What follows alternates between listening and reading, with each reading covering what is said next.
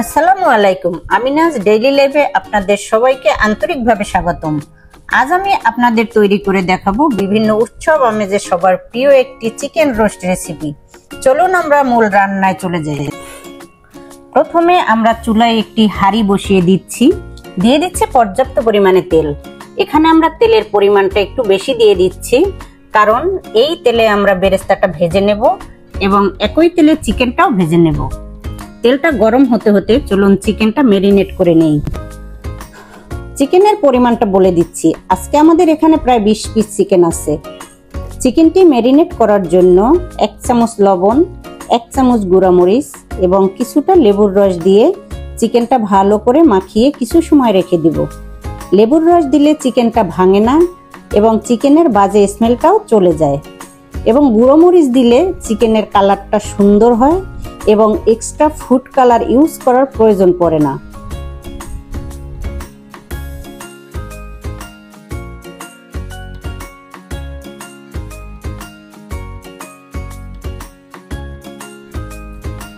তেলটা গরম হয়ে গিয়েছে, চলুন বেরেস্তাটা ভেজে নেই।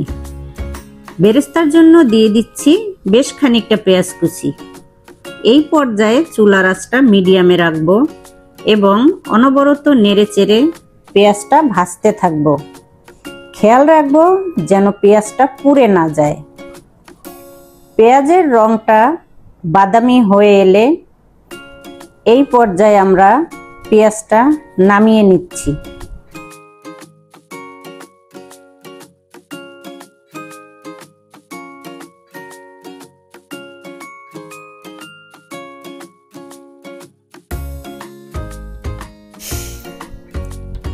এখন আমরা একই তেলে একে একে চিকেনগুলো দিয়ে দিচ্ছি এবং চিকেনটা গোল্ডেন ব্রাউন হওয়া পর্যন্ত উল্টে পাল্টে ভালো করে ভেজে নিব।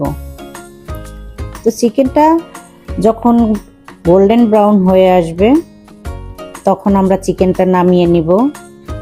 তো আমাদের চিকেনটা প্রায় ভাজা শেষ, কালারটাও অনেক সুন্দর আসছে।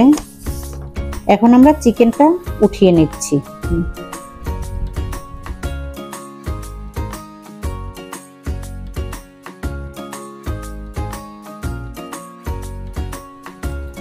এই পর্যায়ে আমরা একটি বড় হাঁড়ি নিয়ে নিচ্ছি।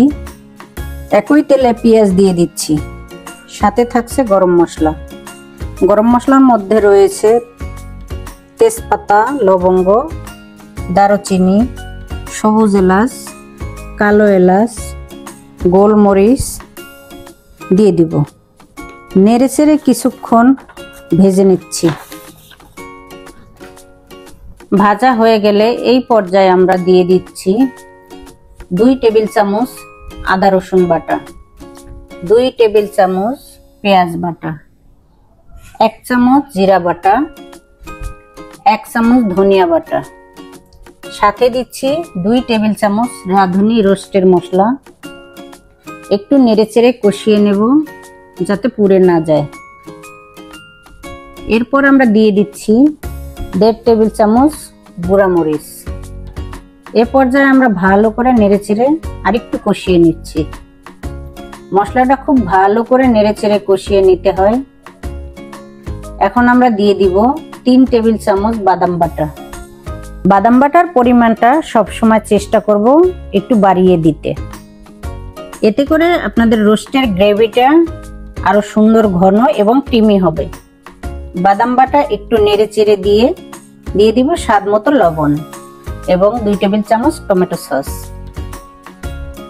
একটু সময় নিয়ে ভালো করে কষিয়ে নেব। এখন আমরা একটি বাটিতে 2 টেবিল চামচ গুঁড়া দুধ কুসুম গরম পানিতে মিশিয়ে নেব। এ পর্যায়ে আমরা অর্ধেক দুধ দিয়ে কিছুক্ষণ কষিয়ে নেব এবং বাকি অর্ধেক দুধ পরবর্তীতে ব্যবহারের জন্য রেখে দেব। এখন আমরা 2 টেবিল চামচ টক দই ভালো করে ফেটিয়ে আরো কিছুক্ষণ কষিয়ে নেব। ঢাকনা দিয়ে কিছুক্ষণ ঢেকে রাখবো। মশলা থেকে যখন তেলটা ছেড়ে আসবে তখন আমরা ভেজে রাখা চিকেনগুলো দিয়ে দিব। এরপর আমরা চিকেনটা ভালো করে নেড়েচেড়ে দেব। যাতে মশলাটা ভালো করে চিকেনের সাথে মিশে যায়। আমরা অবশ্যই আলতো হাতে খুব সতর্কতার সাথে চিকেনটা নেড়ে দেব, যাতে চিকেনটা ভেঙে না যায়।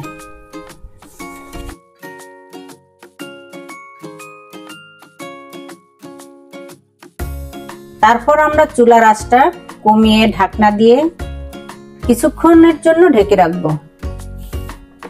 ঢাকনাটি খুলে আমরা চিকেনটি আস্তে আস্তে নেড়ে চেড়ে দেব, যাতে চিকেনটা নিচে লেগে না যায়, কারণ চিকেনটা এ পর্যায়ে পুড়ে যাওয়ার ভয় থাকে। এখন আমরা চিকেনের মধ্যে রেখে দেয়া বাকি অর্ধেক দুধটা দিয়ে দিচ্ছি।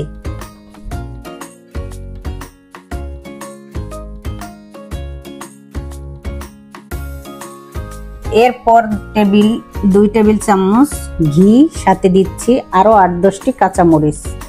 খেয়াল রাখবেন কাঁচামরিচটা অবশ্যই মাঝখান থেকে ভেঙে দিতে। মরিচগুলো মাঝখান থেকে ভেঙে দিলে এর সুঘ্রাণটা বেরিয়ে আসে এবং স্বাদও অনেক গুণে বেড়ে যায়।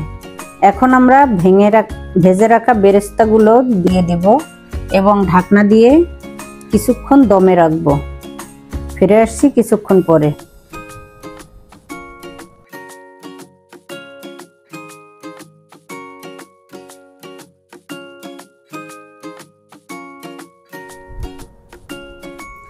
আমাদের রান্নাটা এই পর্যায়ে একদম শেষের দিকে। দেখুন কত সুন্দর একটি লোভনীয় কালার এসেছে এবং অনেক সুন্দর স্মেলও আসছে। এবার পরিবেশনের পালা। আপনারা বাসায় অবশ্যই চেষ্টা করে দেখবেন এবং কেমন হয়েছে তা অবশ্যই কমেন্ট করে জানাবেন।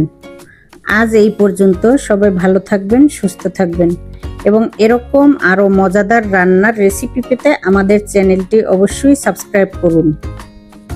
সবাই ভালো থাকবেন, সুস্থ থাকবেন। আল্লাহ হাফেজ।